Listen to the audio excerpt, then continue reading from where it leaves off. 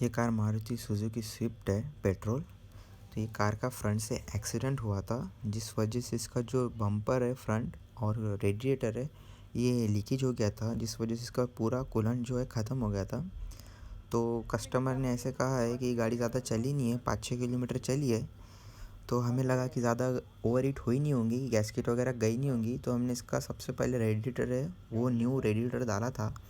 Radiator डालने के बाद में ऐसा हुआ कि वो भी लीक कर गया कुछ देर में, और पता चला कि इसकी भी गैसकेट जा चुकी है कार की। तो हमें जो है इसका सारा कंप्लीट हेड ओवरहॉल करना होगा, और हमारे पास इसके लिए टाइम भी बहुत कम है क्योंकि कस्टमर कह रहे हैं कि हमें जल्द से जल्द गाड़ी चाहिए। तो हम सारी फिटिंग खोलते हैं। इसके सबसे पहले हमें fuel injector, common rail, air filter, manifold, ignition coil, wiring harness, ये सारी चीज़ें खोल के लेनी होंगी हमें। तो देखते हैं आगे की प्रोसेस क्या होती है।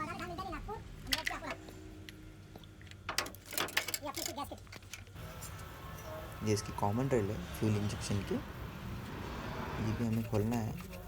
इसके बाद खोल रहे हैं हम इसका मैनिफोल्ड। ये इसका इनलेट मैनिफोल्ड है, ये खुल चुका हमारा मैनिफोल्ड। हाथ से निकाल लो।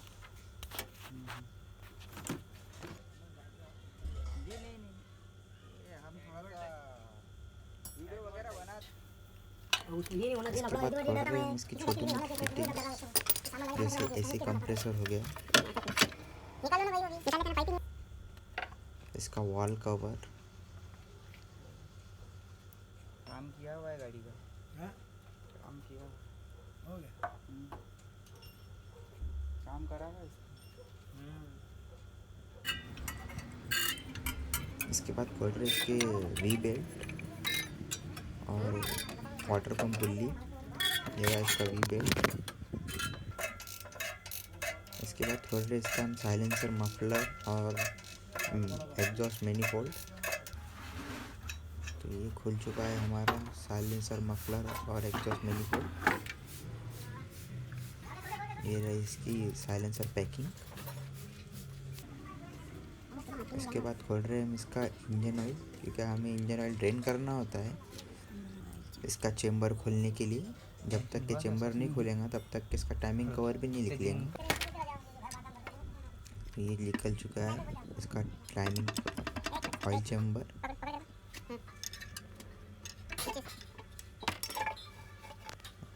इससे पहले भी इसका काम हुआ है गाड़ी का, काफ़ी ज़्यादा एनाबॉन्ड लगा दिख रहा है इसमें, इतना ज़्यादा एनाबॉन्ड नहीं लगाते। तुम देखो। इसकी हमने क्रैंक की पुल्ली का भी बोल्ट खोल लिया था क्योंकि बहुत ज़्यादा ये बोल्ट टाइट रहता है। इसका वीडियो हमने बनाया नहीं। ये रही इसकी क्रैंक पुल्ली। इसके बाद निकाल रहे हैं हम इसका इंजन माउंटिंग, जो टाइमिंग कवर साइड रहता है। इसके टाइमिंग कवर के बोल्ट जो हमने पूरे खोल के ले लिए हैं, अब सिर्फ हमें इसे निकालना है।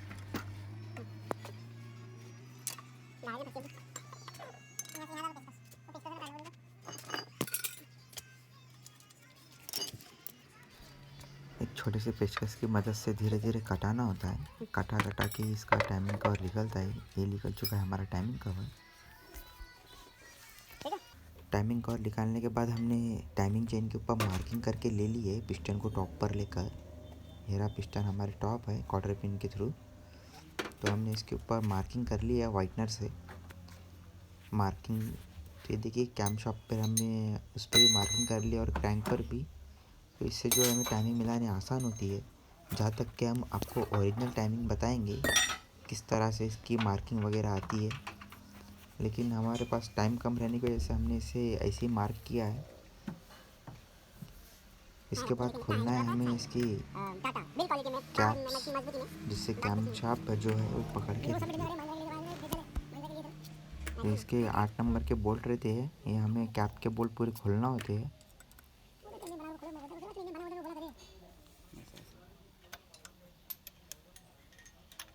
ये डुअल जॉइंट कैप है और इसकी वीवीटी कैम के अंदर एक बेरिंग आता है ये कैप के अंदर, जो भी निकाले हमने। ये इनलेट कैप है, इनटेक एग्जॉस्ट 3।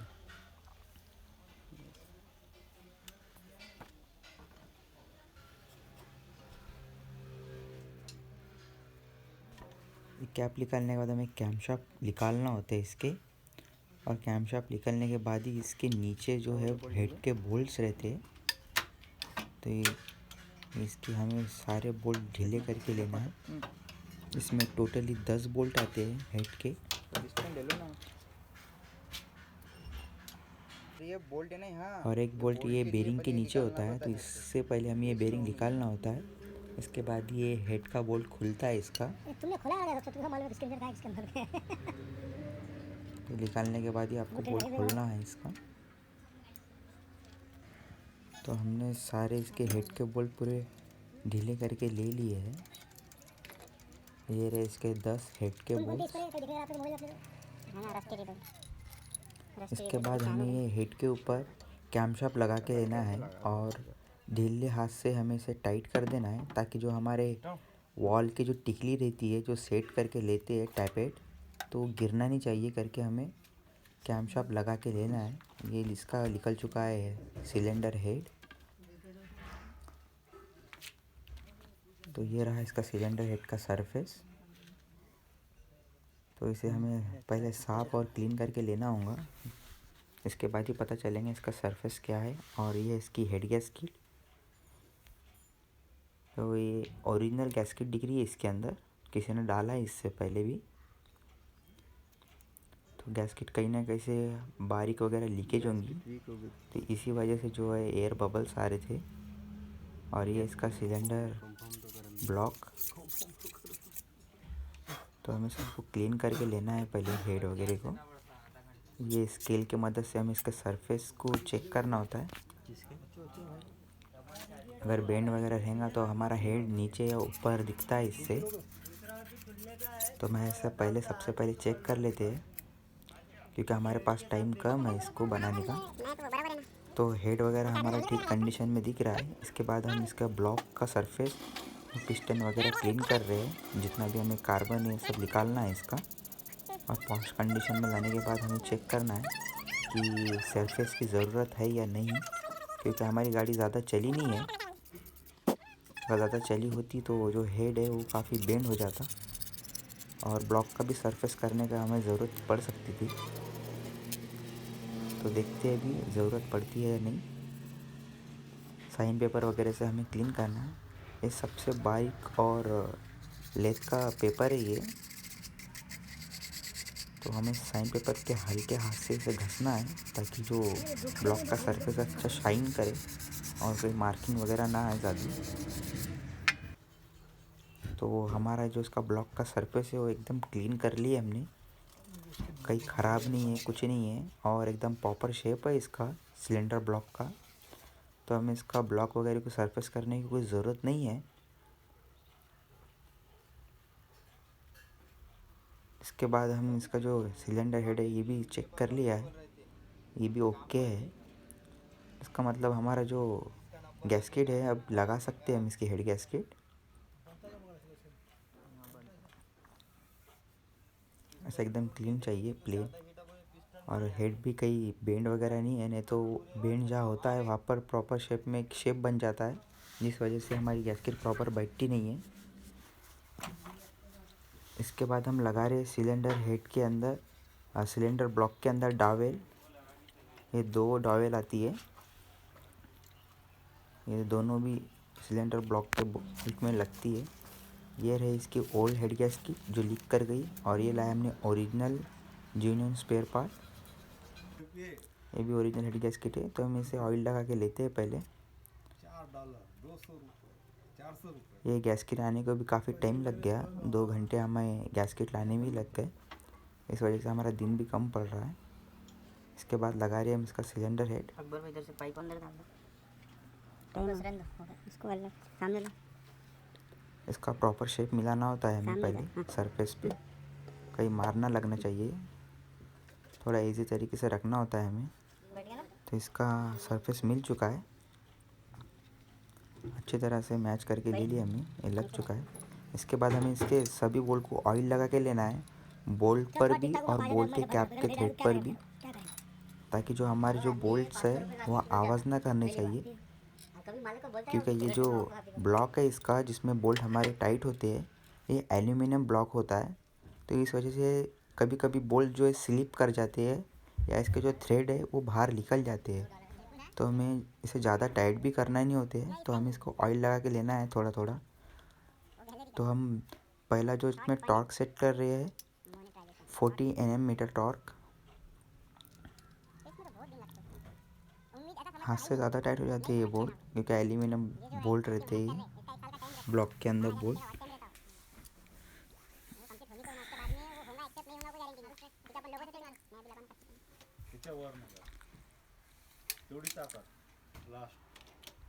इसके बाद हम मार रहे हैं हेड के बोल्ट के ऊपर 15 Nm टॉर्क। बोल्ट एक जैसे टाइट रहेंगे इसके ताकत सगळ्या नटा सारखी लागेल नटा त्यात आपको ज़ोर ज़बरदस्ती से हेड के बोल्ट टाइट नहीं करना है, नहीं तो ये इसका काम और ज़्यादा बढ़ सकता है। कमी लागते ना त्यानंतर माप 35 में 35 40 में 40 65 में 65। इसके बाद हम इसको सेट कर रहे हैं 60 to 75 तक के। इसके ऊपर हमें टॉर्क से टाइट कर देना है बोल्ट। अगर बोल्ट टाइट होते हैं तो ही, इससे ज़्यादा भी आप टाइट कर सकते हैं अगर बोल्ट टाइट होते हैं तो। मैंने तो इसे 70 Nm टॉर्क के आसपास टाइट किया था। अगर आपसे 75 या 80 Nm तक के जाते हैं, अगर आपको लगता है तो आप इसे टाइट कर सकते हैं।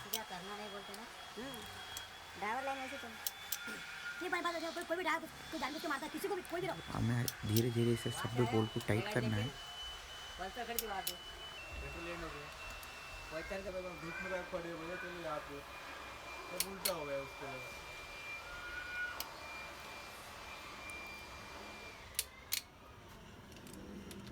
ऐसा छोड़ देने का उसको टार्क के लिए, थोड़ी देर के बाद अपने आप टाइट आ जाती है। हम सीक्वेंस के हिसाब से लगाते हैं इसे।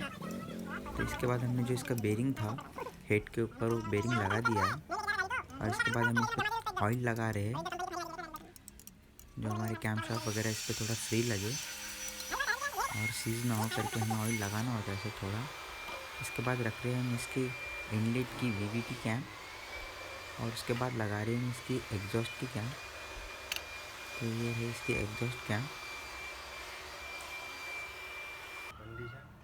यह है इसके वाला बेरिंग जो कैप में लगता है, इसे भी ऑयल लगा के लेना है हमें। ये लग चुका है इसकी कैप। तो इसी तरह से हमें ये भी जो डुअल कैमशाफ्ट की कैप है ये भी लगा देना है। ऑयल लगा के लगाना है सब कैप है। इसका जो एरो है वो आपको टाइमिंग साइड रखना है। ये कैप के ऊपर जो है अभी ये 3 कैप बची है छोटे छोटे, तो इसके ऊपर इनटेक 3, इनटेक 4 और इनटेक 5 लिख के है, जिसपे I3, I4 और I5 है। इसका मतलब ये जो हमारा इनलेट साइड है, और ये देखिए ये E3 एग्जॉस्ट, ये E4 एग्जॉस्ट और E5 ये जो है हमारे एग्जॉस्ट साइड लगते हैं, यानी साइलेंसर साइड आएंगे हमारे। तो ये देखिए इनटेक 1 ये लग चुके हैं सब इनटेक के। इस पर हमें ऑयल लगा के लेना है, और बाद में ये जो कैप है कैप लगा देना है। कैमशाफ्ट के कैम टाइट करने से पहले आपको जो इसका क्रैंक के जो पिस्टन है वो आपको पिस्टन जो है इक्वल पोजीशन में रखना है, ताकि हमारे जो वॉल है वो पिस्टन को टकराए नहीं। तो इसका मिला लिया हमने टाइमिंग। तो ये जो इसकी इनलेट की जो कैमशाफ्ट है उसके ऊपर आपको देख रहे हैं स्पॉट, और ये इसकी एग्जॉस्ट की कैम है जिस पे दिख रही है आपको ब्लैक चेन पर स्पॉट, और नीचे जो डॉट दिख रहा है उसके ऊपर ये आता है मार्क। और इसके बाद जो ये क्रैंकशाफ्ट का टाइमिंग है ये इसके ऊपर ब्लैक स्पॉट पर, और ये जो आपको पॉइंट दिख रहा है लंबी रेस इसके ऊपर आएगा ये, और क्वार्टर पिन आपके ऊपर होना चाहिए वो मार्क के पास। तो ये हमारा हो चुका है कैम। और जो कैम के जो लोब है वो लोब आमने सामने होना है, एकदम सामने। तो इस तरह से एक बार डबल देख लीजिए।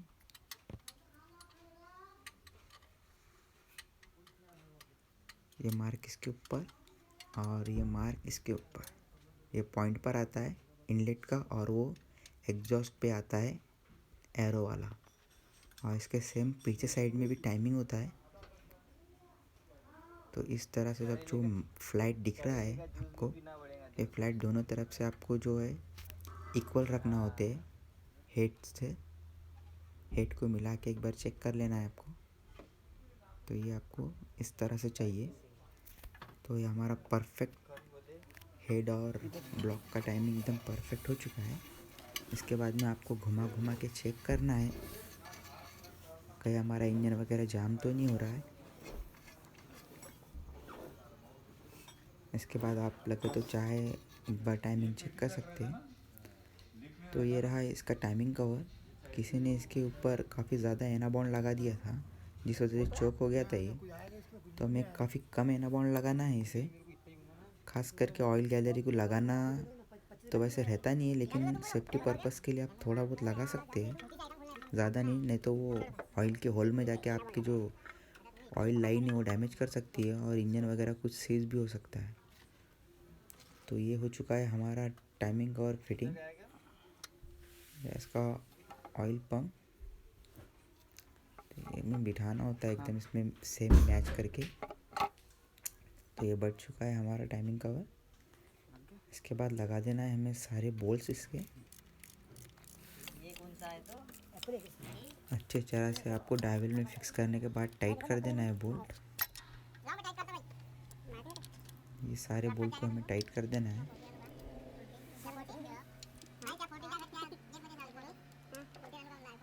आपके पास अगर टॉर्क रेंज है तो आप 25 से लेकर 30 Nm तक हम इसे टाइट कर सकते हैं बोल्ट्स को।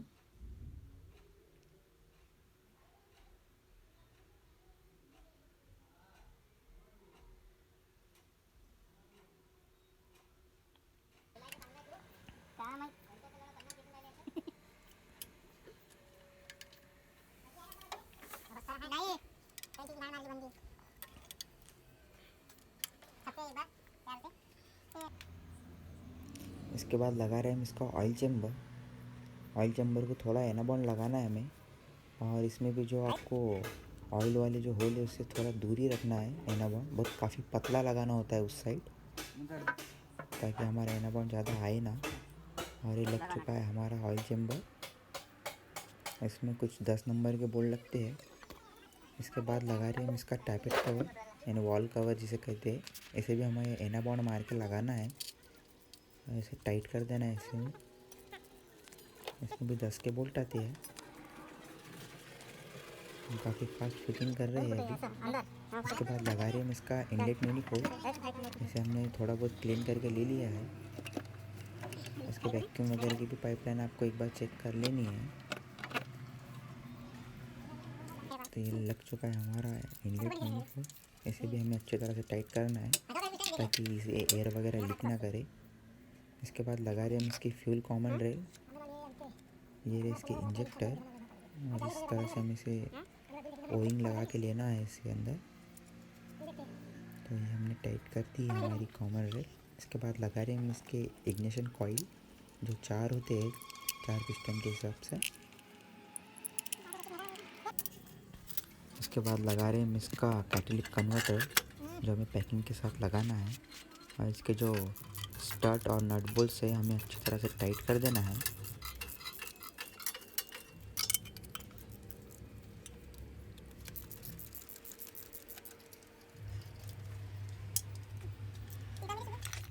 इसके बाद लगा रहे हैं हम इसका वायरिंग हार्नेस। ये रहे इसके इग्निशन कॉइल जो हमें एक एक करके इसे सॉकेट लगा देना है सभी को। और इसके बाद लगा रहे हैं हम इसके इंजेक्टर के कपलर। ये अच्छी तरह से हमें सॉकेट वगैरह लगा देना है इसे और लॉक कर देना है जो प्रॉपर तरीके से। कैम शाफ्ट वगैरह के भी हमें आपको अच्छे से लगा देना है। ये रहे इसकी क्रैंक शाफ्ट पुल्ली जिस पे हमारे वी बेल्ट लगते हैं। तो इसके हमें क्रैंक शाफ्ट का बोल्ट वगैरह हमें फाइनल कर दिया है। सारी फिटिंग हमारी कंप्लीट हो चुकी है। इंजन ऑयल वगैरह सब डाल दिया हमने।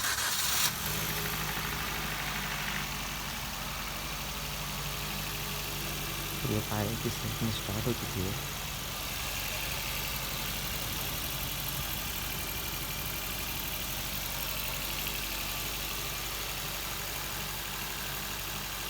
कर दो बस। शोरूम में ना कल का लफड़ा बचा रहा हूँ, कल का लफड़ा मेरे को क्या करता हूँ बहुत काम।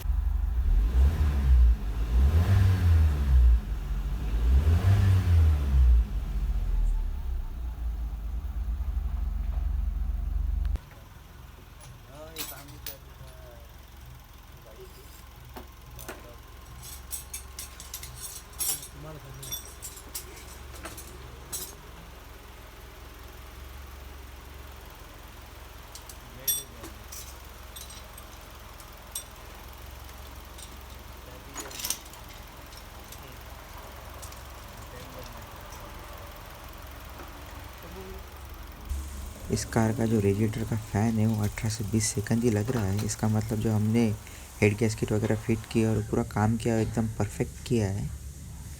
तो हम ले रहे हैं इसकी छोटी सी एक ट्राई। अब ये काम है, रात को क्या काम है तुम्हारा। फिर दिल से तुम्हारा शुक्रिया कि तुमने काम भी करा, खाना खाना है मेरे लिए। कम से कम मेरे को तुमने भूखा नहीं छोड़ा, मेरे को, मेरे खातिर। फिर भी तुमने इस खाना कार में मेरे मन लायक खाया हमने नहीं। बैंको कंपनी का रेडिएटर यूज़ किया है जो काफ़ी अच्छा रिज़ल्ट देता है, अच्छा कंपनी का है। और इसमें ओरिजिनल हमने एमजीपी कंपनी में इसमें हेड गैस्केट डाली है। तो हमारा ऑल पूरा जितना भी काम किया है वो एकदम परफेक्ट हो चुका है। मैं सिर्फ ये कहना चाहूँगा जो भी कार वगैरह चलाते हैं, जो कूलेंट कभी लीक कर गया है तो आप तुरंत गाड़ी रोक दीजिए, या ऑयल अगर लीकेज हो गया है आपका तो भी गाड़ी रोक दीजिए, क्योंकि ये जो दोनों पार्ट है ऑयल और कूलेंट ये काफ़ी इम्पोर्टेंट रोल करते हैं इंजन के अंदर। तो ये आप ज़रूर इस पर ध्यान दीजिए, ऑयल लाइट या टेम्परेचर लाइट पर। अगर ये आपने इस पर सही तरीके से ध्यान नहीं दिया तो आपका ये कम्प्लीटली इंजन सीज कर सकते हैं और 30 से 40 हज़ार रुपये आपके इंजन में इजीली लग जाते हैं।